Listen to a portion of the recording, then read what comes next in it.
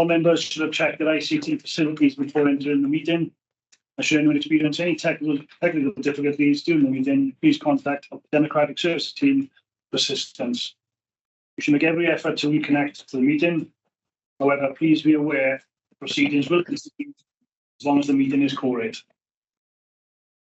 Those wishing to receive Welsh to English translation, they should have registered prior to the meeting using the details provided. If you haven't yet accessed the simultaneous transition facility, please telephone 0330 777 2406.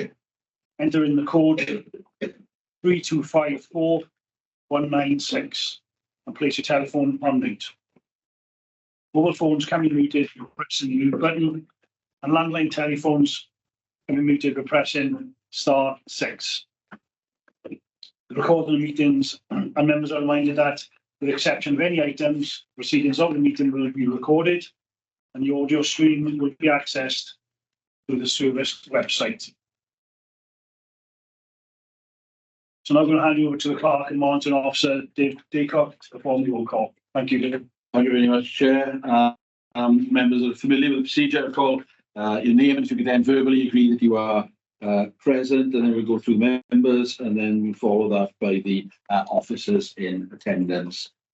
So firstly, Chair, I'm going to call yourself, Councillor Carl Jordan. Present. Thank you. Councillor Gareth Thomas. Councillor Gareth Thomas. Okay, Councillor David Bryan. Present. Thank you. Councillor John Davis. Yeah, we're doing that. Still January. Yeah. Thank you. We've had apologies for Councillor Dan Thomas, and I think the Chair will be referring to Councillor Thomas in his Chair's announcements. Councillor Edwin Roderick.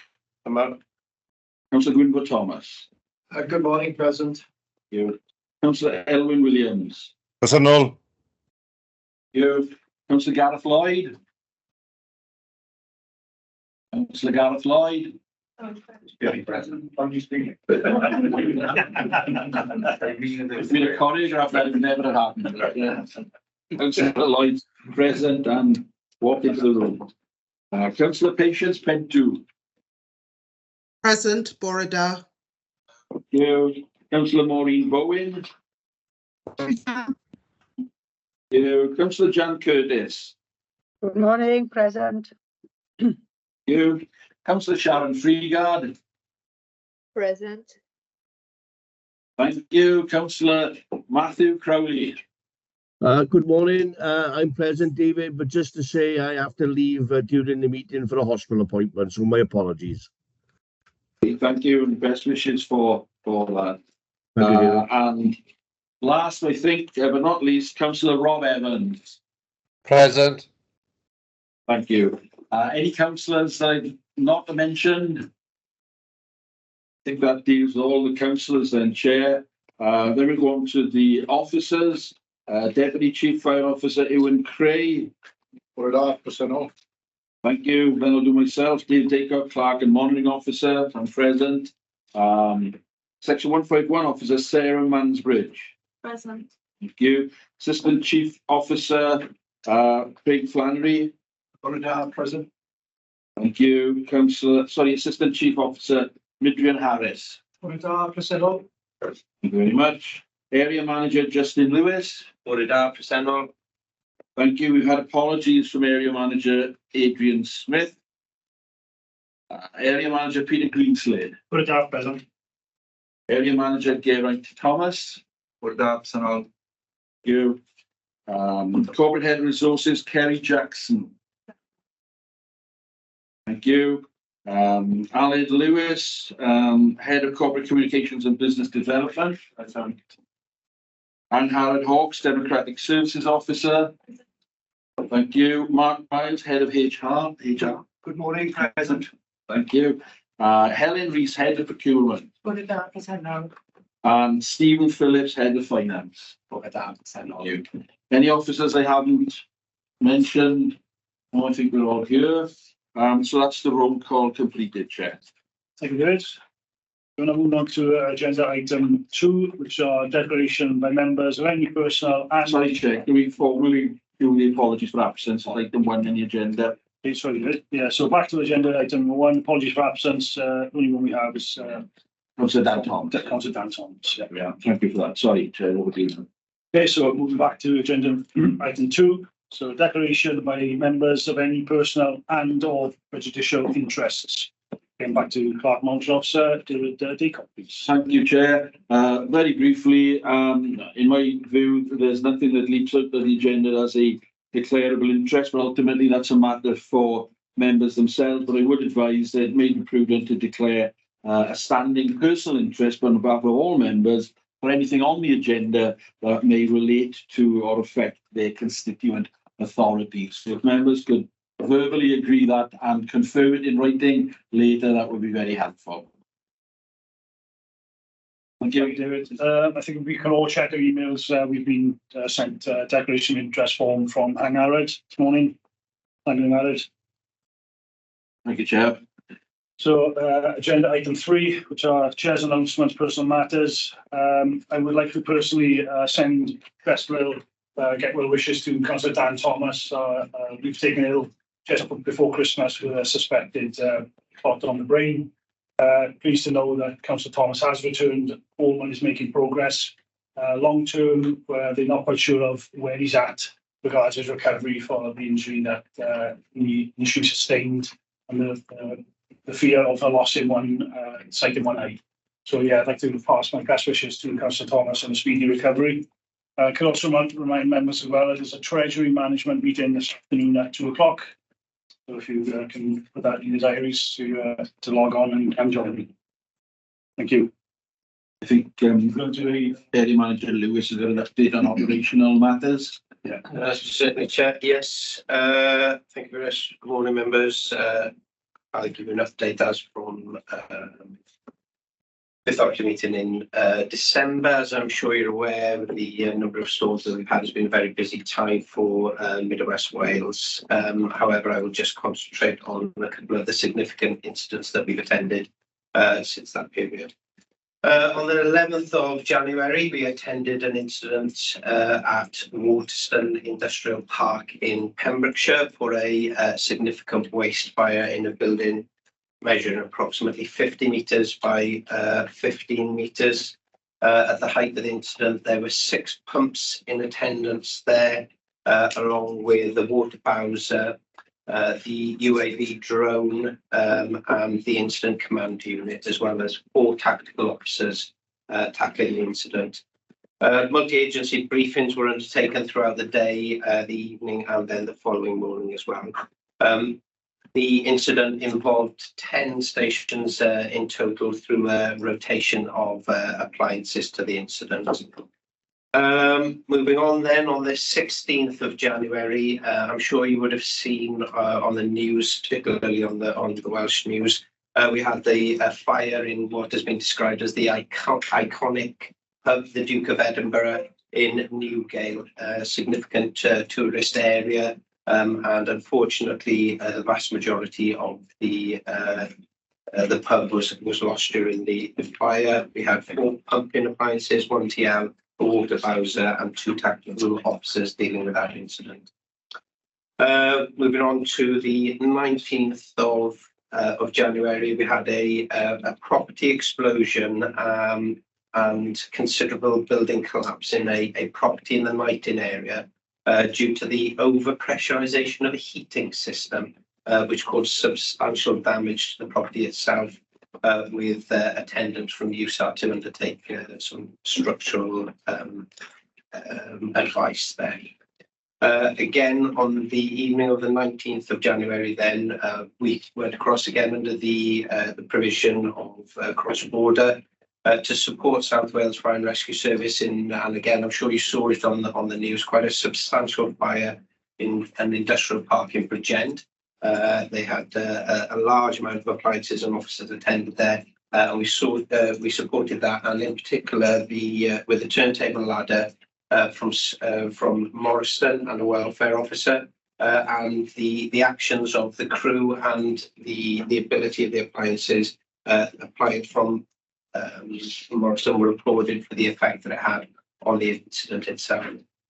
And then lastly, I'll bring you to yesterday, where we had something which is a bit different, a bit unusual, not something that I'd attended previously, but a wind turbine fire in MAWW, which is between Newcastle Emlyn and Cumberland Alfred.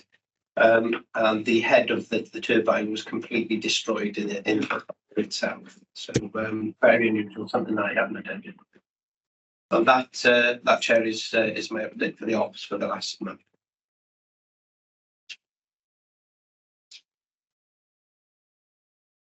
Thank you, Justin. Thank you very much indeed. Thanks for the efforts to the crews as well. So taxing instance, they seem to be doing too. But yeah, fantastic to see the cross-border work with yourselves and South Wales as well is still intact. So great. Thank you very much for your update. Very much indeed. Any questions to regards to instance? Just one question. On the Duke of Edinburgh, has the investigations as to cause of fire been finished? The investigation for that, I believe, is still ongoing currently, as far as I'm aware. Yeah, I'm not aware of anything else. No, that's still ongoing. Through you, Chair, and again, I'd reiterate your appreciation and thanks to all the teams involved. And never easy incidents. So it's a general comment. You know, when you look at some of these significant major events, whether it was in Pontypridd in South Wales or Bridgend or again back in Waterston, and you've been there before, waste sites particularly, I know they come under the regulatory framework of MAWW as far as controlling waste, but do you have, how much of an input do you have to that prevent agenda of significant fires and risk of fires in waste sites? You know, that wouldn't fall under MAWW, I suppose. I'm happy to take that, Chair. Yeah, so we certainly get involved from the planning perspective. We are a consultee for all new sites and any redevelopment of sites. So we engage from not only a business fire safety perspective, but also from an operational tactical point of view as well. So that work definitely comes into the service from there. I think the biggest challenge with them is the change of dynamics within the sites themselves, and in terms of the refuse. So what we're seeing is that there are a significant number of incidents now which have been caused by lithium batteries, and as they have been impacted through the natural processes of redistribution of the waste on the site, they're igniting from there. So there are certainly within the last Waterston fire, you can see the ignition on the CCTV where the mover has gone over a battery and caused it to ignite. So I think the change of the conditions of the waste are changing the way in which these sites are now having to operate. Once they're up and running from a business perspective, business fire safety perspective, we obviously engage with them, and we keep an eye on stack size and distribution within the site. But as you say, it does fall under the remit of MAWW rather really than ourselves. So yes, in the consultation stage, but I think the evidence would suggest that certainly waste sites across the UK, that's just an ongoing risk that the community's pretty much going to have to bear, I guess. Unfortunately, thank you. Okay, yes, thank you. Thank you for your response, officers. Thank you, members, for your questions. Much indeed. So now we move on to agenda item 4, which are the minutes. These can be found on pages 5 to 14 on the agenda pack. And we're going to ask to confirm and approve as a true record the minutes. Any questions regards the minutes, members? So can we go through this page where Yes, you typos or any matters of accuracy? So we're looking at pages 5, pages 6, pages 7, pages 8, pages 9. Can you stop you there, Chair? There is at the bottom of page 9, a slight typo there in the spelling of the word resolution. So we need to amend that. The members happy with the typo? It's been found. So moving on to pages 10, page 11, pages 12, page 13, Marcy, page 14. Yeah, so are we all happy to reflect it as a true record? Thank you, Councillor Davis and Councillor Ryan, who approved on second. All agree? Any abstentions? Abstentions, thank you, it's moved. Any matters rising, any questions? Page 5, page 6, 7, page 8, typo error on page 9, page 10, page 11, page 12, page 13, and page 14. Thank you. So that's moved. Moving on to agenda item 5, which is the revenue budget and capital programme monitoring report 2023 to 24, as at the 31st of December 23. These can be found on pages 15 to 32 on the agenda pack. The officer is Sarah Mansbridge, our section 151 officer. Thank you. Okay, thank you very much, Chair. So members will be familiar with the format of this report. So this is the revenue and budget and capital monitoring report for 23-24 as at the 31st of December. And the report will cover off the revenue budget, capital programme, grants and treasury management. If I take members to section 3.1 and appendix A, which is on page 28. So the revenue budget for 23-24 financial year is 63,257,000, and as at the 31st of December, we're forecasting an overspend of 18,000. When we reported to members in November, the overspend at that point was 54,000. Operational employees, and there's an overspend there of 304,000, predominantly on the whole time, which is due to the pay award exceeding our assumption, our base assumption. But that has been offset by an underspend on our on-call employees, where the number of on-call employees is below establishment. With regard to the on-call improvement programme, members will remember that we invested £1 million into this programme for 23-24, and there were a number of areas that we were going to address. Very pleasing to note that these areas have all been actioned. So with regard to payments for training, the rate for training payments has increased to 1.5. The acknowledgement pay has been introduced and actioned, and that was paid in November. Project leaders in place. And with regard to the on-call water stations, I can confirm that 13 stations are now being brought online. With regard to support staff, there's an underspend of 291,000, and that forecast includes a pay award of around 6%, which again exceeded the budget assumption and created a pressure of around 293,000. And that has been offset by vacancies from across the service, but particularly within our community safety department and within our ICT department. When we look at the premises, there is an underspend there, which is attributable to lower energy costs and the NNDR, the National Non-Domestic Rates Re-evaluation exercise that's been undertaken over the last couple of years and resulted in significant savings for the authority.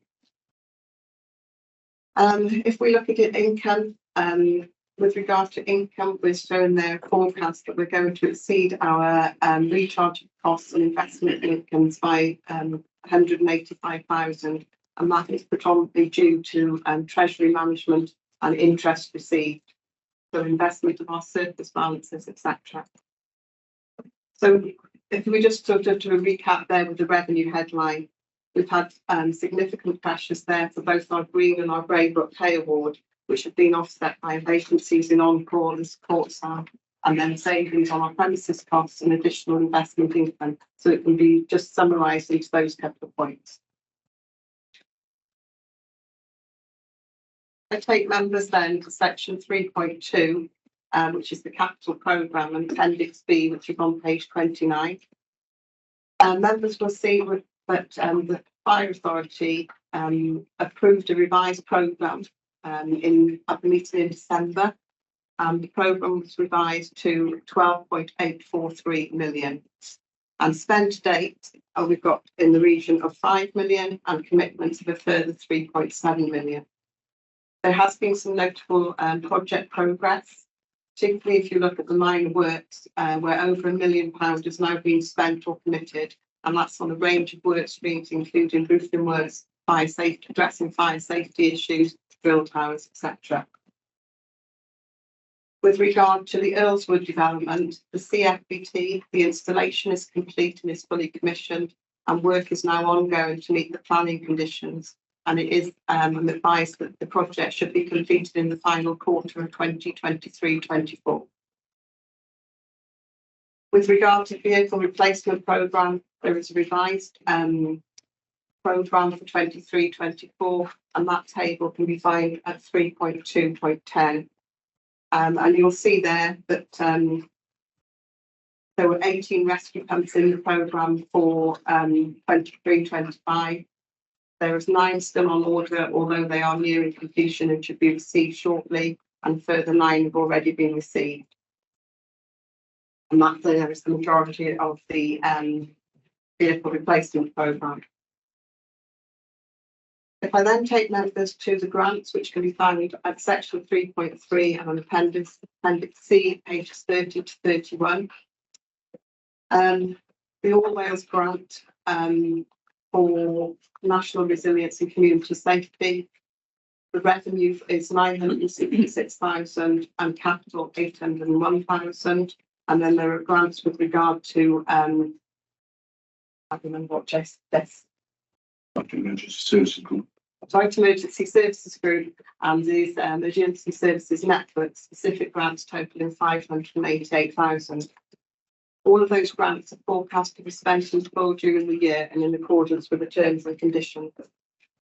And finally, if I can take members then to the Treasury section, which is in 3.4 and Appendix B on page 32. And I can confirm to members that all of the Treasury management transactions are being completed in accordance with our Treasury management strategy statement. We haven't raised any loans with the PWLB, the Public Works Loan Board, but we have raised loans, short-term loans. And as at the end of December, we raised a £5 million loan with Carmarthenshire County Council for 6 months. And this was to do with our policy there to borrow short. You can't borrow from the Public Works Loans Board for periods under a year. And the forecast for interest rates is to fall. So we've taken a short-term loan there. And during January, we've also taken a loan of 2.5 million, and that was from Neathport Talbot Council. And we thank our constituent authorities for engaging with us in that. Investments as at the 31st of December of 5.5 million, but the capital expenditure forecast for quarter 4 will reduce that investment. Balance. So for me, it's a positive position on both revenue and capital as we move through this final quarter. There have been pressures in year which have been offset, as I said earlier. And that is it. I'm happy to take any questions on the report. Thank you. Thank you, Sarah. Members, any questions? Councillor Bryan? On 3.1.2, overspend of 304,000. Part of it was due to the budget assumption only being 3%, as opposed to the pay award of 5%. What are we assuming for the budget this time? For 24-25, Yeah. 4%. Councillor Lewis? Thank you, Chair, and thank you, Sarah, for taking us through the third quarter. As we now are nearing the last 2 months of the final quarter, we've taken the overspend from 54 to 18, which is very positive. Do you foresee a balanced budget by the end of the next 2 months. At an outturn. So that's one question. Second is, I suppose, more of an operational question than a financial question. Is you highlighted to us that the £1 million committed for the on-call has now been applied around November, and various aspects. One was the time and a half for training, and therefore reflecting on skills. Any feedback on how that has been received, really more than anything? You see, early days, I suppose it's too early to even measure the impact of that. We hope to be a positive one. And the third one really is, I'm very interested really to understand a bit more on how you identify Carmarthenshire and NPT to the statement authorities for this 5 million and whatever the other one was, loan company, which makes huge sense. I'd be interested to know as well what rate did you negotiate with them, just as a matter of interest? Okay, I'll take the first and third question, and then I'm going to refer to Craig Bandery. So the first question, the balance budget. If we continue on the trajectory that we're on, then potentially, yeah, we will come in on budget. If we don't, as narrated at 7.1 of the report, we would have to look then, if we were overspent at the end of the year, we would look to our reserves to fund that small overspend. So that's the first one. And with regard to the actual treasury management, the 2 loans that were raised, we went with Carmarthenshire County Council and Leith Port Talbot. I'd want to say it was in the beginning of Q3, I contacted all of the constituent authorities with the same narrative, with the same email, asking them and stating where our position was with treasury management, trying to reduce our costs for capital financing, for the interest on loans, etc., and were they in a position to help us. We had responses. Some didn't allow it within their treasury management strategy statement, but the 2 authorities that were able to help us that came forward. And then what we did was to ensure that all of the legal side of this was tied up correctly. We actually went through a broker. So it was the broker that we used then was the brokers that they were using, etc. So we were happy then that everything that had been done had an agreement behind it. So it wasn't a case of just a transfer from you to me. And the interest rates, I want to say, were 5.6% for a very short period of time, 6 months. And we obviously have been monitoring PWLB rates, and even though they don't give you a rate for less than a year, we were felt that that was competitive at that time. Just confirmed how cash rich Carmarthenshire is. I said that in Welsh to hear.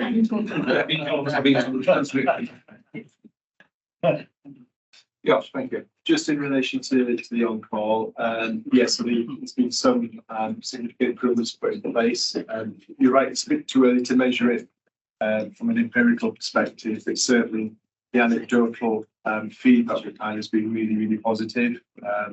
And I think recognition that the service is moving in the right direction in supporting its on-call colleagues. There was an exercise recently in Pwyllgor, which is a quite developed area in Brecon. We use the MAWW German village to do some of our training there, and with some of the other exercises as well. And there was anecdotal feedback that the number of pumps that were attending was significant compared to previous years, and it seems to be down to the fact that we're paying people a bit of extra to come on the training and exercising. Training and exercising that's not necessarily mandated to them, but they've got to do it periodically. But that was a couple of stations saying we would never have had 6 people on a pump coming for this had we not been doing that. So I'm sure once we get now into towards the September, October, we'll have more kind of evidence-based feedback, and then in the next couple of years, probably hopefully be able to link that then to effectiveness from an operational response perspective as well. Yeah, thank you. Excellent. Thank you, Councillor Harrison. Councillor Bryan, for your questions, officers for your answers. Note Heaven and I are both sitting quite unfamiliar that authorities the money to donate to the fire authority or donate it alone. Sorry. Thank you. Yeah.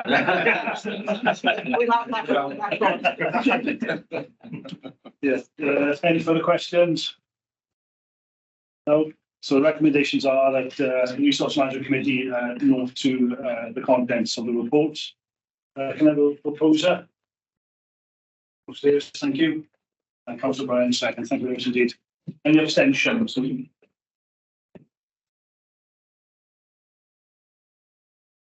to stand abstain or is it a no? There's no abstentions. Thank you very much. Moving on to agenda item 6. That's the Health and Safety and Welfare Performance Management Report. Update as of the 30th of November 2023. These can be found again on the report pack on pages 33 to 46. I'm now going to call in Deputy Chief Fire Officer Owen Craig to give us the report, please. Thank you. Thank you, Chair. The Health, Safety and Welfare Performance report then, as the Chair just mentioned, up to 30th of November. So there is obviously a lag period from the date to prepare the report from the operational systems and preparing the papers for the meeting. So we're almost 2 months behind already. We said that it is pretty benign as we go through the report. We do feed in on a national basis, as we have done for a number of years now, through the National Fire Chiefs Council, the Health and Safety Committee there, and the last meeting there was on the 10th of January, and that information goes in and comes out from that national meeting to our Health and Safety quarterly meeting within the service, and that meeting, as it happens, is scheduled for this coming Wednesday. We delve into the detail of some of these incidents that are reported here as an overview for yourselves as authority members. So I'll take you to the crux of the report, really, which the appendix starts on page 40. And the first item reported there is injury performance data, two-year on-duty injury comparison. As you see, that the line is pretty flat there, 31 for the same period, 2022, to 26 for the period in 2023. So an average of 3-point-something injuries reported per month with a peak of 6. So you can see the numbers are very low. Okay? And then the second graph on the bottom of page 40 refers to the activity when the incidents are happening, and imagine that it would be linked to operational activity given the nature of the work there. And the highest area being recorded in this report is within the on-call training and the on-call operations sections. But again, I do see numbers are low there. You're talking about 4 in the period from 1st of April to the 30th of November for in each of those categories. Go to page 41, then there's a diagram there which shows where these injuries are occurring in terms of what parts of the body and the injuries by mechanism. Standouts there may be hit by moving or flying object. There's 1 major from a grid or reporting point of view and 7 from an over 7-day injury point of view. The 1 major hit by moving from flying object was part of a roof structure which caught a firefighter on the arm after a collapse. And then the over 7-day injury was during an RTC training on station, and the firefighters removing the door on the vehicle, and the door sprung off as the activity was happening, caught the firefighter in the chest, causing injury to the ribs.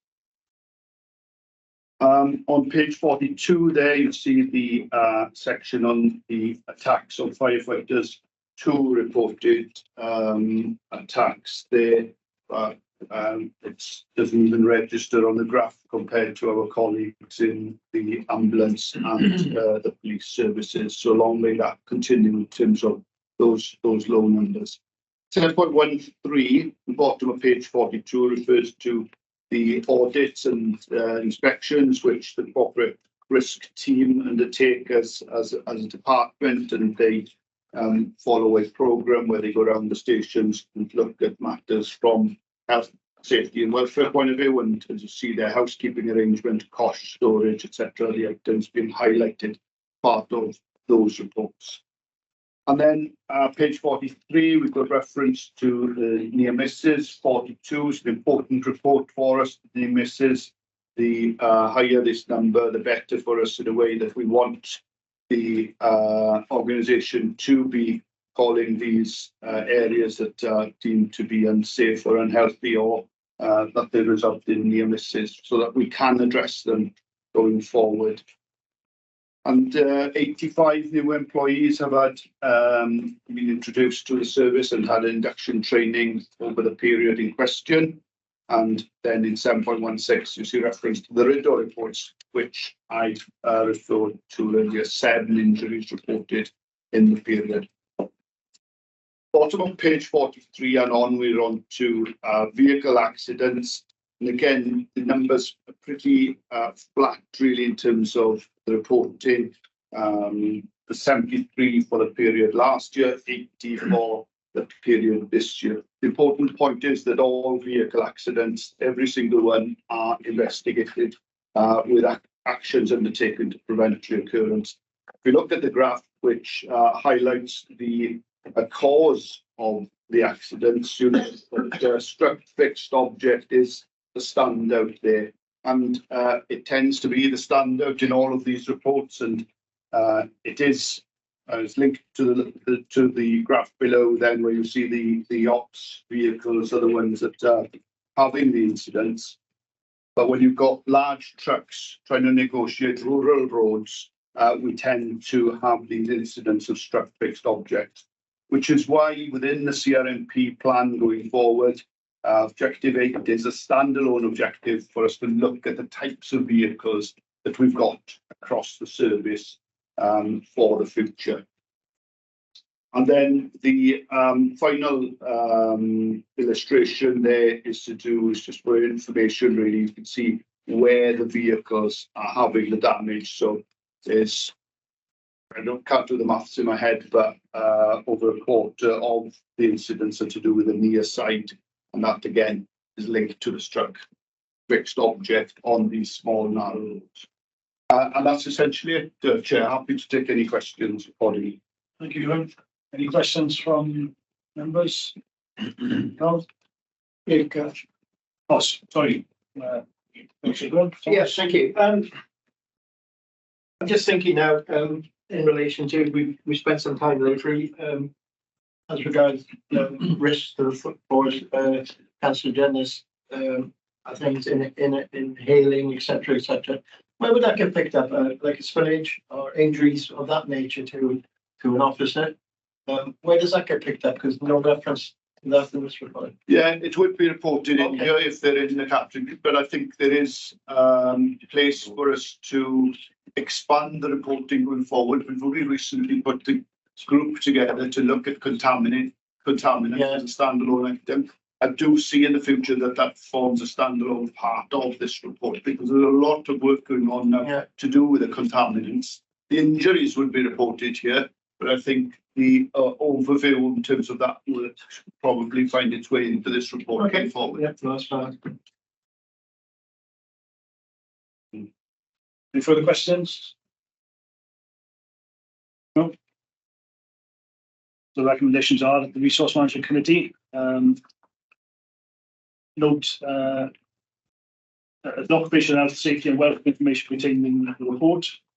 We're looking to move. Proposer. Thank you, Councillor Roderick. Seconder, please. Thank you, Councillor Bryan. Are we all in favour? Any abstentions?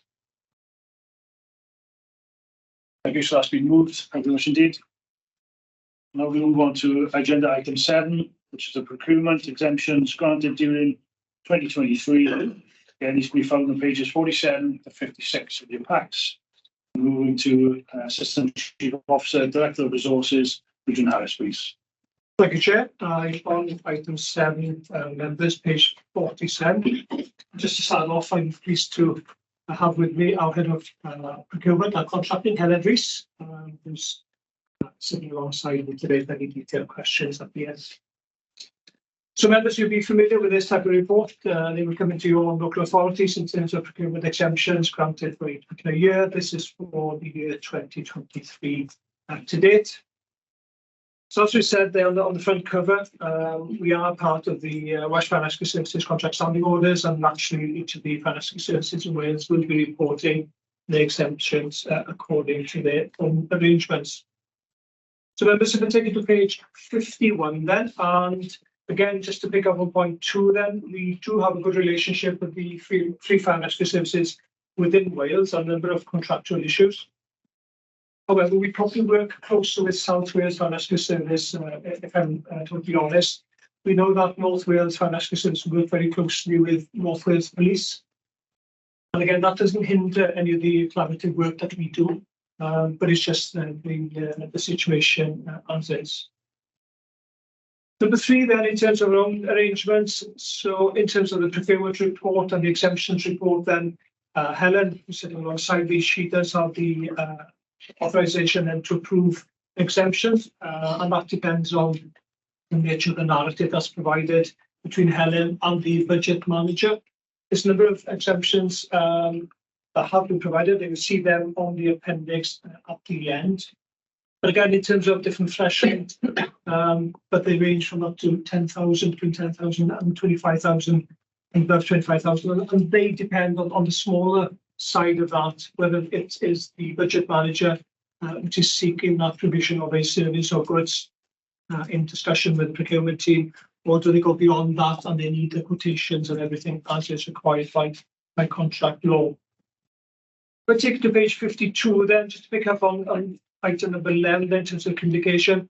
So even if a budget holder does seek any exemption for any particular reason, that is a robust conversation with our head of procurement, as we'd expect. Page 55, which is the appendix, is the list of exemptions that we've approved during the 2023 year. You'll see a couple of different reasons there. Across the table, you see the exemption category. Maybe just to draw out and assist members in terms of the exemption. So as you can see in the top of the list there, there was one for estates regarding national emergency that was part of the industrial action planning. You will get then some exemptions based on sole suppliers, so maybe they're the only provider of that particular product. We often see that within the operational and the fleet world. Compatibility, and again, if you've acquired a product from a supplier a couple of years ago, and maybe they're the only, if they were the sole supplier a couple of years ago and they're only sole supplier again, then again, maybe compatibility plays a big part in that. And lastly, then you'll see then as an example, health and safety or security requirements. And a good example would have been if a station was broken into overnight and maybe we need to get some rapid intervention there to secure a fire station to make that safe. But just picking up on the resources comments, yourself as members and feedback we had from this particular report last year. One of the particular items we identified was the number of procurement exemptions that we've actually approved. And I'm pleased to say we've dramatically reduced that to what you see here today. And that's been based on more forward planning with the budget holders. And again, not to wait until a couple of weeks before the end of that contract comes into being before we start to look for suppliers to refresh that. So that's ending on a positive note. So again, members, that's the report as an information document, and happy to take any questions. And again, I've got Helen alongside me who may be able to pick up on any detail that you're looking for. Okay. That's right, the question. Just for clarification, on page 55, provision of skips for hydrant waste. I thought water came out of hydrants. What's hydrant waste? They have a number of things actually. They have needles very often. The water that's in there is contaminated with other items. So in the past they had a skip from a particular company, but a couple of years ago we put a contract in place with LAS in Lampeter, and they now are able to deal with that waste. So it's surprising what comes out of hydrants. People throw things down, the covers get stolen, and then all kind of debris lands in the waste. I learn every day. A lot of the soil and stuff that they haven't been used for years as well. We can't just dump that at the side of the road. The hydrant people have got to dig that out and take that and get rid of it properly as well, because they just get a lot of soil working its way into those hydrant pits. Thanks for that. Upstairs. Yeah, thank you, Chair. Just following on from the theme, you kindly explained to us the definitions and the difference between compatibility. What is actually the specific difference then? Because you touched upon compatibility and source supplier drifted into your explanation. The source supplier sits quite defined really and quite obvious for what it is. But when you look at something, for instance, quite a large ticket number, such as 60,000 for multifunction PPE laundry and repair with a company in Bristol, and it comes under compatibility. I'd be interested to understand a bit more about the definition of compatibility in that regard. Yes, in terms of PPE, compatibility is normally the person who manufactures the garments. If we launder them anywhere else apart from with the manufacturer, it can be really troublesome because they will quibble if we say it's the fault of the laundry and they say no, it's the fault of the garment. So we have to be compatible. We have extended this contract under exemption purely for a review to be undertaken of the multifunction PPE. Once that review is completed, the laundry will come as part of that parcel then. Thank you for that. Thank you, officers, for your responses. Indeed. Members, the recommendations are the Resource Management Committee note the contents of the report. I'm happy to propose. Second. Thank you. All in favour? Any abstentions? Thank you. That's been moved. Much indeed. So again, go back to agenda item number 8. It's the gender pay gap report for 2023. Pages 57 to 72 on your packs. And it's back to Assistant Chief Officer Richard Harris, please. Thank you, Chair. You're back with myself again. And again, this is an information paper for members' awareness. And again, you'll be familiar with this reporting through your own local authorities. This is the one for our service. And again, you'll see from the covering report on page 57 the purpose, which is to show the difference in the average pay between all men and women in a workforce, in particular this particular service. To turn to page 61 then, the start of the covering report. Bringing me down to section 3 then, just for clarification, the service doesn't operate any bonus scheme for any category of employees, and therefore we don't report on that particular area. Naturally, the report is one of the ways the service makes visible to the public, the extent to which it's meeting both its moral and legal obligations to recognise diversity and promote equality and inclusion. On paragraph 3.3, members, unfortunately, just need to draw your attention to a typo. The £1.64 should be actually £1.44, and I'll carry that over into the report. So my apologies for that. And again, it's pleasing to see that the gap has reduced to 9.9% from 10.48, which is where it was in 2022. So, while the service has, made good progress in reducing that pay gap, we clearly recognise there's more to do, and we'll take you through that at the end of the report. Page 66, then I'll start with the Chief Officer's statement. And again, I do need to apologise. There should be a cover for the report. And again, I picked that up with officers within the service.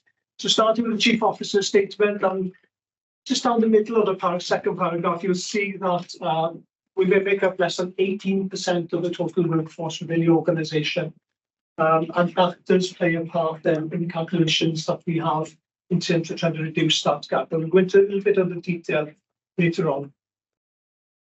So on that basis, and so while this report reflects in 2023 a staff complement of 1,287, so 18% of that would be circa 235 women within the organisation, so compared to over 1,090 men.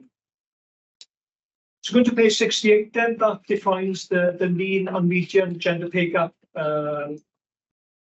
nominations which are requested from the report, and again the explanation on the calculations for that, and it's more simplified within the report.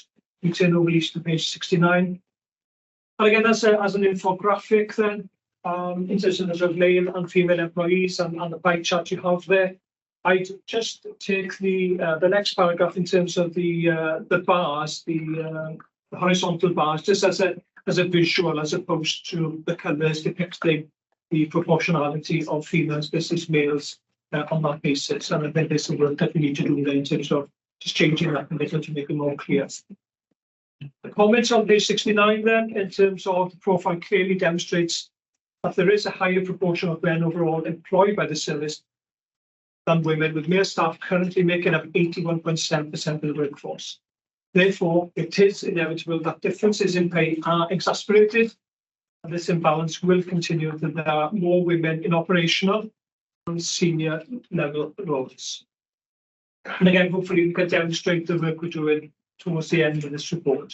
So coming down then to the bar charts in terms of the mean average and the gender pay gap average, which is reported, and that's the benchmark against other authorities as well. But in terms of what I mentioned to you about the average hourly pay rate, so if you look at the £1.64, that should read £1.44 members, as I mentioned previously. So again, turning over leaf then in terms of the comments and what it refers to, taking account of all salaries.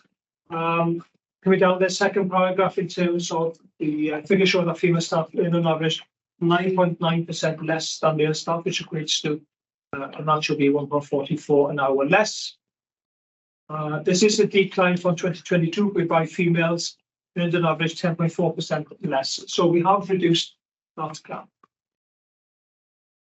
And again, if I come on to the fourth paragraph, just to make people aware, and comments there do relate to this is due to a large number of males being in senior management positions, and therefore within the mid and high bands of pay, and that would be from effectively, predominantly within the operational sector, probably from your more senior managers, from your station manager positions and above. So the service does offer equal opportunity all, and we don't distinguish pay based on gender, and I just want to make that absolutely clear for our MC. We do not pay women less than men in the same role. That is absolutely clear here. So there's a narrative there around the Office of National Statistics, provisional 22 public sector gender pay gap, which is 13.6%, and below the median of 15.9%. So we are below the national average. It does refer then to nationally agreed frameworks for pay, and that is adhered to within the organisation. Again, it says a bonus payments, as I iterated at the start, we do not pay any bonus payments. 371, then a bit more of an infographic on salary quality. The mid quartile is where the majority of female employees reside, and again, less so within to the higher percentiles. And again, in terms of the comments, as I mentioned, into the percentiles, and again, the last paragraph, through positive action and efforts, and again, we'll demonstrate that towards the end. The number of female firefighter recruits remains limited, and the service continues to explore opportunities to increase these numbers at every opportunity through its active firefighter recruitment campaigns and wider public engagement. And again, over the course of time, and as more females are employed and progress their careers within the service, this in turn will see the percentage of female earners move into the upper pay quartiles. 372 members, this is really important in terms of the progress and steps taken to date, and what we intend to do in terms of closing the gender pay gap. And again, if we start looking at matters relating to parent and carer support and bringing in, we recognise that there is a stronger demand on having that and having that balance between personal demands and the workplace demands. And again, putting flexible working procedures that can support that, achieving a wider work-life balance. Again, encouraging flexible working, and we've done quite a bit on that. And again, with agile working, doesn't apply to everybody. Unfortunately, if you're a full-time firefighter, it's difficult to be working agilely from a different fire station. But again, in terms of all the periphery supported effort around that, in terms of operational and corporate staff, again, we do have agile working arrangements within the organisation, which is well supported by everybody involved. Again, with interview panels and bringing in a more diverse and enriched interview panels by having the gender balance within there. It doesn't happen all the time due to work commitments, but we do everything we can to try and maintain that. And again, in terms of the corporate software Green Book job evaluation, and again, we went through that exercise in 22-23, and again, that addressed some of the areas that we felt needed to be bolstered in taking those positions forward. And again, in terms of the lowest pay that we had, ensuring that we are actually paid over and above the real living wage within Wales. And finally, then just closing the gender pay gap in terms of the work that we're doing. So again, positive action and community engagement in terms of trying to encourage target groups, encourage individuals to widen their organisational awareness of the service, and trying to encourage them into the organisation. And again, supporting a diverse and inclusive culture environment. And we continue to promote this inclusive work through a variety of forums within the service. And we are reviewing our recruitment processes, trying to make them obviously more attractive to people, to try and raise the number of female applicants and other groups such as BME and more, to try to get them encouraged to join the service. Maybe just some other areas which aren't listed there, but it's something I've noted here, but staff culture survey results, picking up on those observations. What are the barriers for progressing within the organisation? And what can we take from that? Staff appraisal, something we've introduced last year, something which is really taking hold this year. So again, let's understand what are potential barriers to staff progressing their careers, getting into more senior management positions.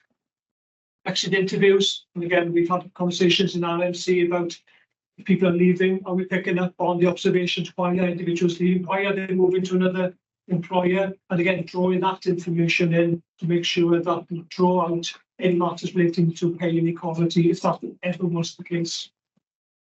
We've just established, I know the Chief has mentioned to Fire Authority that we've established a new culture and inclusion board, which the Chief is chairing. Beneath that, then we've got a new culture and inclusion working group, which are made up of the workforce.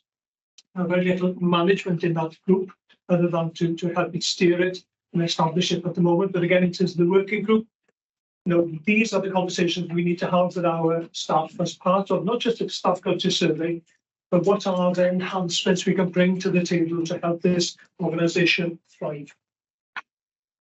So a lot going on to help us close that gap, members, and hopefully that will give you hopefully a positive insight into what we're doing.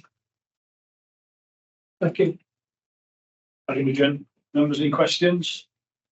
Not a question, it's a comment. The most important thing to take from that is the man and the woman doing the same job, they're getting paid the same rate. It's the most important. Question on my Councillor Crowley. Councillor Crowley? Yeah. Can you hear me? Can you hear me okay? Yeah, okay. This is not a question for me, dear. Thanks for the report. I'm just about to leave, and with your indulgence, Chair, I just want to make one observation before I go. Quite recently, last week, we went to a Port Talbot fire station to look at the new water rescue that's been put there. And to be fair, Spencer and his team, B-Watch, absolutely outstanding. And I encourage members, for those of you who've got that element built into stations near you, to take it up and have a little look at it. It was absolutely superb. One of the things I'd like a report done, if I can, from one of the appropriate officers, is that while we were there, Sharon Freegan and I were there, the staffing haven't got full PPE. What I mean by that is sharing uniforms, personal protective equipment. So I'd like a little report that, if you can, for us, just to identify how many stations has got this resource and how much it would cost us to provide full PPE for all staff.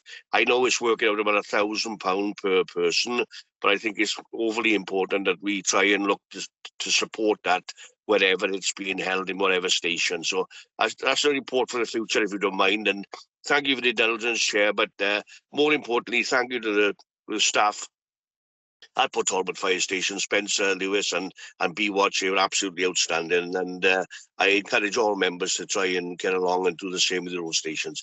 Thanks, Chair. And I have to leave, unfortunately, but thanks very much. And thanks, officers, for all the reports this morning. Thank you.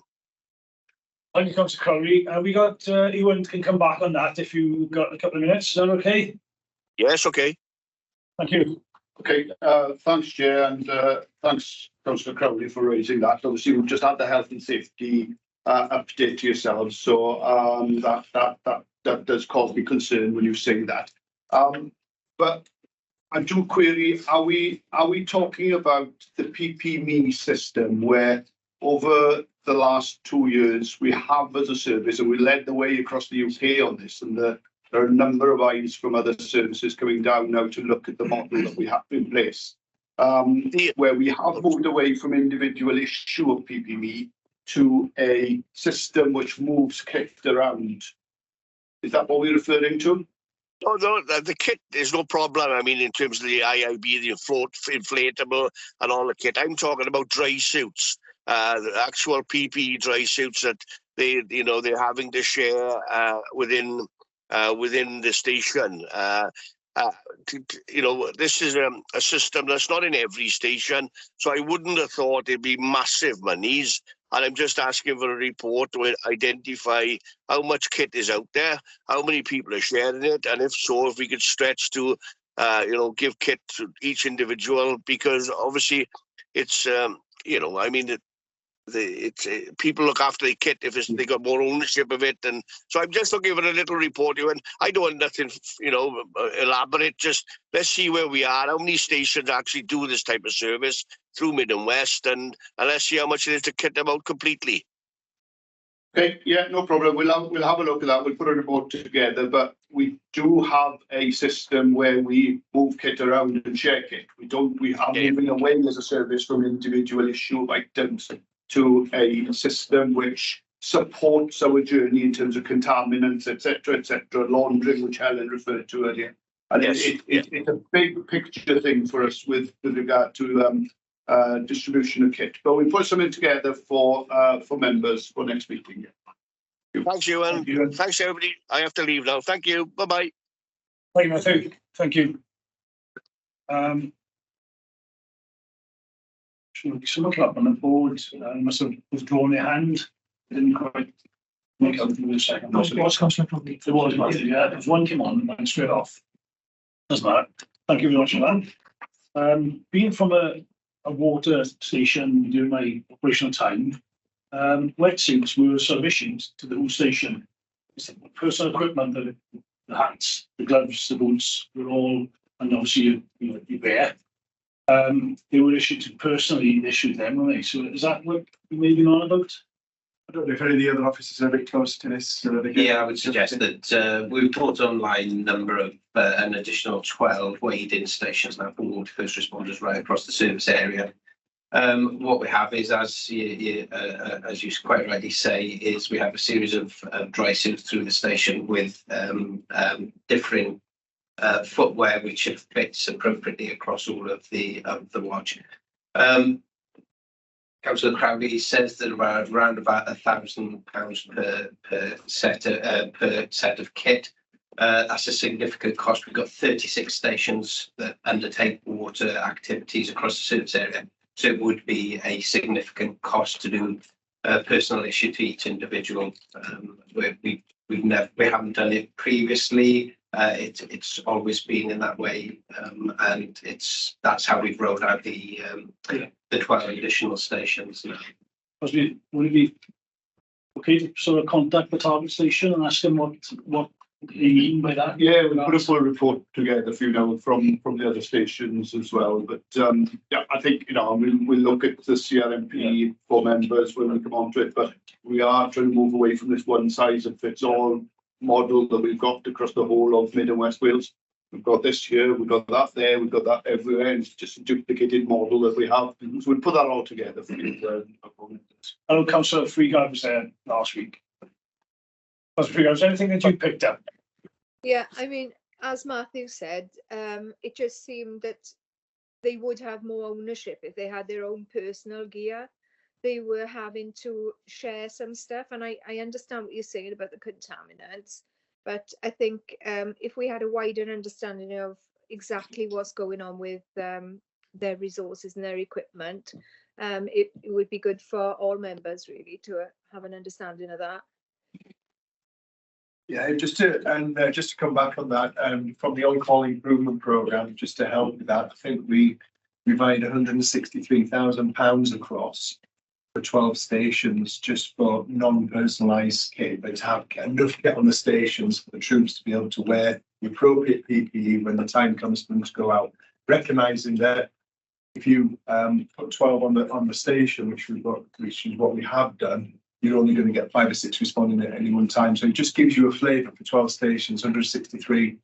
That's quite a basic figure for just some of the rudimentaries there. But we'll get that report to you and then it'll give you more assurances in and around that topic. Right. Okay. And it'd be good if you could contact obviously the Pwyllgor station and get their views as well. Thank you, Councillor Freegard. Thank you, officers. So the recommendations are that the Resource Management Committee note the content of the Service Gender Pay Gap report for 2023 with the errors highlighted corrected prior to the publishing. Any further questions? If not, I'm happy to propose. You have a seconder? Thank you, Councillor Davis. We all in favour? Any abstentions? Thank you. So that's moved and noted.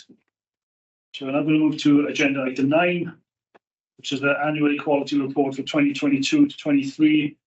Again, can be found on the pack pages 73 to 110, and it's back to Midrian, please. Thank you. Thank you, Chair. I'm obviously pleased to get this is my last report for today's committee. What we brought you today is an information paper, which is the annual equality report for this service for the 22-23 year. I do start with an apology in that probably this report should have been here at committee around end of the summertime, but due to workloads and some delays, it's just meant that it was a little bit delayed in being out. It needs to be published by the 31st of March 2024. So again, some of the members here won't be familiar with the content of what we're going to discuss, but maybe just to start off, what we are capturing here today, we have reported that through the Performance Audit and Scrutiny Committee for that particular 22-23 reporting year. So starting off with the reason for doing it in regards to the legal duty regarding the race-specific equality duties, and it focuses on the data for 22-23. Turning then to page 76, members, which goes straight into the report cover, and just setting out in terms of number 12 there, in terms of our engagement relating to our public facing role. And this report is updated on the objectives within the strategic equality plan, which we've had, which is in the year 2020 to 24. And again, this is the report on the 3rd year of performance against that strategic equality plan. And again, if we go on to the page, on the bottom of page 76, then item 13, then all this data has been collected by our HR department. So I'll turn then to page 83, which goes into the body of the report, and just give an example of some of the infographics that we've started putting together. You'll be familiar with this one on page 83. Which is one where we present the corporate planning days, and again we'll update that as we see necessary. But if you turn then to page 86, then this is an example of something we felt we'd like to include in the report, and this was if you put the organisation into a group of 100 people, what would that be defined at for that particular year? And again, we've just had a conversation about the gender pay gap and the differential between the number of males and females within the workplace. And again, it's quite clear there from this particular information slide. And again, it's something that we're working on. And if you feel that's helpful, and you said you think it might be helpful for the general public to have a snapshot of the organisation, then of course we will include that. So take to page 87. So the report is effectively 2 parts. There's a report on the 3 objectives we've had in our strategic equality plan, and at the latter end of the report are the data sets which again support the reporting as part of our legislative duty. So for the end of this particular year, in terms of objective 1, and you can see that the first one was to examine all aspects of the employee life cycle, ensuring that the service is able to attract, appoint, promote and retain as diverse a workforce as possible. And I won't go through all of the members, but I think that's the evidence we're setting out there in terms of the range of things that the service has done towards this particular objective. Matters such as promoting campaigns such as More Than the Fire Service. I think some members here may be familiar of the latest video we launched in regards to opening up the understanding of the organisation, not just purely from an operational front, but also from the corporate back office support as well, and the work in the community. And again, you'll see within there in terms of collaboration, again, our strength is with working with the other fire and rescue services on matters relating to equality, diversity, inclusion across Wales. And again, we've resurrected and I chaired the All Wales ED&I group involving North Wales, South Wales and Middle West. And again, that's making progress in picking up on best practice within each of the organisations, equality impact assessments, looking at how we train and make staff aware of our responsibilities and our duties, and how we encourage more people to join the organisation. So again, picking up those best practice opportunities across Wales. And coming down the bottom of the page, we looked into recruitment, retention, looking at feedback from exit interviews. How do we promote ourselves in the public? Is it just the middle-aged white male that we put out there, or do we actually want to become more inclusive? What are the language and even the imagery barriers that potentially you may be actually putting out there inadvertently? So let's try and get to a position that they actually trying to catch people's attention on the word go. So a lot of work that went on there on the 22-23 year. Turning to page 88 then, just to finish off on that particular section. And again, some of you members may be familiar with the experience days. And again, we've canvassed some female specific experience firefighter taster days as well. And they've been well attended. We have had occasions where we've had a lot of expression of interest, but for one reason or another, people have just pulled out at the last minute. And again, we're trying to reach out to those individuals to find out why would they pull away from that. And again, that was in the recruitment, the whole-time recruitment, where we've had people putting applications in, getting through the application stages, and then for various reasons, they withdraw from the process. And again, reaching out to those individuals to say, you've got this far, why did you withdraw from that particular process? What more can we do to do that and understand that? So that was on the first objective. And if I turn to page 89, then we start on the second one. And this was focused around designing and deliver services which meet the needs of everyone within our communities. So you'll be familiar, there's a huge amount of work that the organisation does in reaching out to the communities, understanding them, knowing where the most vulnerable are within the community, as well as some of the operational factors involving business premises. And again, some examples there, working with health partners. We know that we get over the threshold, we do become the first point of call for a lot of vulnerable individuals. And again, passing those messages on to other authorities then, which can provide some intervention. And again, working with the schools, day-wise, platform readers, we lead a lot within Wales as part of the service. And again, providing a portal for material relating to fire safety training and education that is standardised across the survey, across Wales, involving other partners as well. And that has been a large piece of work which has been well received. And again, in terms of career fairs and various other things, reaching into various organisations to try and put the service at the forefront of somebody's career of choice. Can we be a career of choice out there? And what do we need to do? What needs to change?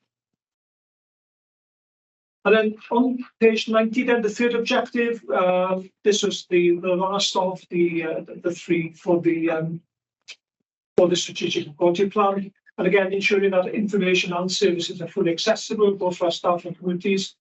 And again, you see there's a list of information that we've got against that in terms of implementing all the recommendations from the accessibility audit undertaken on the services website to ensure both compliance on legislative requirements on the enhancement of inclusive activity. Implemented a text facility to support those who have impaired hearing or speech difficulties to contact the service for community safety interventions and more. And that's a constantly evolving piece of work that we do then to make sure that the information we put out there is not very much corporate text, but actually is a language that everybody can dig into, and you don't need that in-depth knowledge of the organisation to understand it. And again, a lot of work with trained volunteers across the organisation. Big piece of work that we've been doing and continue to do, and it's reaping a lot of rewards for the community in particular, and certainly for the service in knowing that we are achieving that. And then members, as we go into page 91 and onwards to the end of the report, there's a lot of data sets there that you'll see, and I have no doubt that when you've had time to look at them, you may have any queries about numbers and against the category. So by all means, if there's anything that arises after this meeting that you wish to get clarity on, we'd be more than happy to take those questions as well.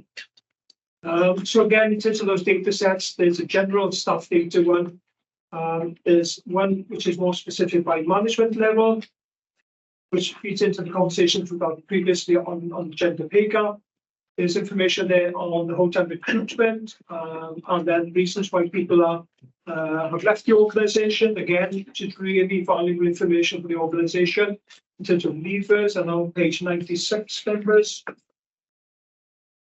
And then that continues with on-call, recruitment, and so on. So that's probably the end of the report, Chair, but happy to take any questions, and I've got our head of HR, Mark, with us here as well. Thank you, Jim. Remember any questions? So thank you. I'm concerned about the amount of people that aren't staying the course, basically. They're coming forward and after not really a long period with you, deciding to move on, or is there any other reason you could think that we're not attracting people into it? Or is it straight down to there's attracting, getting the numbers up front. Yes. And the other part then is the number of leavers. On the attraction part, we've certainly seen a reduction. Certainly we've seen it on call for a variety of reasons. We've probably not seen the numbers for hotel recruitment. I think the best part about them looking to Geraint and Mark, probably just under 1,000, I think, applications this year. We have seen them stronger and more. In terms of corporate staff, we know where we've been with that. That's what triggered our job evaluation exercise in 22. We had members of staff which could just go to the neighbouring county council. No names mentioned Cardiff, but they would see a similar role there, maybe less responsibility, but there's a different pay band. We see different sectors as well. Certainly the IT structure has been a significant challenge for this organisation and other organisations across the UK because of the high demand post-COVID, remote working, needing that IT infrastructure in place to facilitate that. So we have seen it from an attraction point of view, and that's something that we're working hard to try and make us the career of choice. From a leavers point of view, again, we've seen probably the tail end of COVID, a change in view about being in the office and the commitment to work and what's needed. We've seen those general themes. The other reasons will be a competing labour market out there, and organisations which are prepared to pay more to have those specialist skills in place. It's very difficult to compete with health boards and large county councils, which maybe are paying more for similar roles. And again, it's making sure that we pick up on the reasons why people are leaving. So, if people are leaving because it's a natural evolution of their career to go into a more senior position, we can accept, but we endorse that. That's right and proper, we do it. But if somebody's just coming for the sake of leaving that they don't feel the organisation is providing a platform for them to develop their career, that's something we have to look at internally in terms of what opportunities do we provide our staff to enable them to maintain them and to help develop and grow them. It's very difficult getting a balance, and certainly in the corporate world, what you do find is that there isn't much movement in progressing your career as opposed to operationally, because you have so many layers with the operational sector and broadly as well in different themes that you can go vertical and you can go lateral as well within operation. that isn't the same within the corporate world. Usually, if you are a trained accountant, it's likely you're going to stay in that role for a number of years and progress on an HR profession, IT profession, and so on. So we're very observant of those figures, and we do have a strategic workforce group which looks at workforce planning and trying to preempt potential gaps, retirement profiles, post pension changes, firefighter pension scheme changes, more career average pension schemes. So as the previous pension schemes start tapering off, you're going to see the decision making being undertaken and so on. You're seeing a little bit of a difference as well, where as opposed to the 30, 35 years actually for somebody operationally, which would achieve their pension entitlements. Now we're seeing more consideration about I've been in the service 25 years, so I'm making a life choice now based on where I am, what I want to do with my personal life. So a lot of changes which we're trying to grapple with.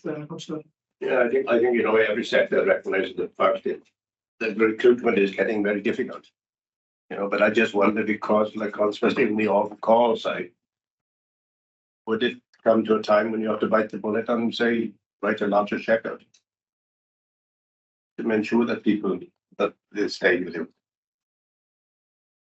I think there's a lot of scope for us as a sector to change. You go back to Midran mentioned earlier about taster sessions that we offer, people not turning up for taster sessions, etc. We look at the data on page 83 there, and you see the breakdown of our actual activity. But 25% of our activity these days is fire related, and yet our taster day will involve fire pumps, ladders, hoses, etc. But the job has shifted, and we as a sector need to shift over the coming decade to align with that and maybe attract different people into a role. I was told the other day somebody queried at one station that they wanted to join the correspondence scheme, but weren't interested in joining the fire service, and yet our current modelling doesn't allow us for that to happen. So there's a lot of shift that we need to do as a sector to make it more sustainable in the longer term, no doubt. Yeah. Thank you, Councillor Roderick. Any further questions, members? Councillor Bentu. Yes, thank you very much. And I want to start by saying, you know, congratulations on that equality report. It's always very comprehensive, and it's really good to hear those very powerful equality buzzwords coming through that report. I was just wondering if at all in developing your equality reports, if you reference or make any correlation with your report and what's going on in the equality space with the Equality and Human Rights Commission equality report. Is Wales fairer?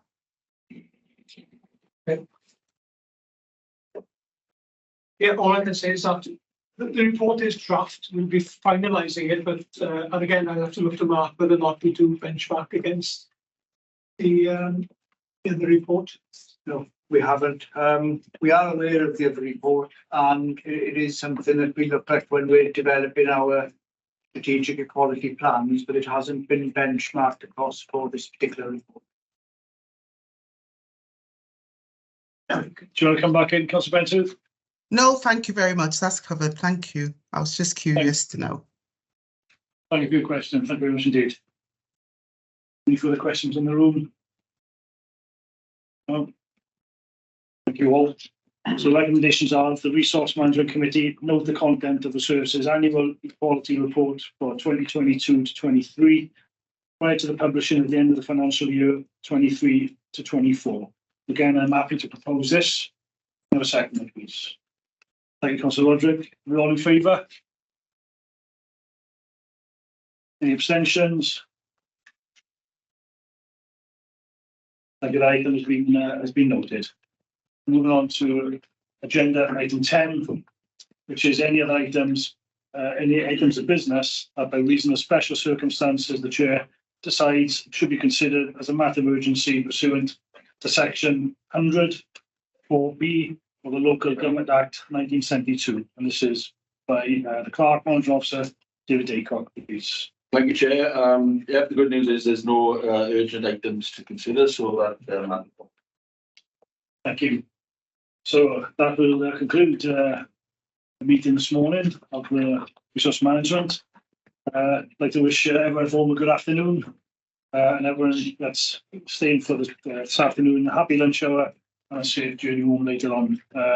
I'll be online later on if that's okay with you, Chair, because I'm headed out to do some leaflets for a by-election in the authority.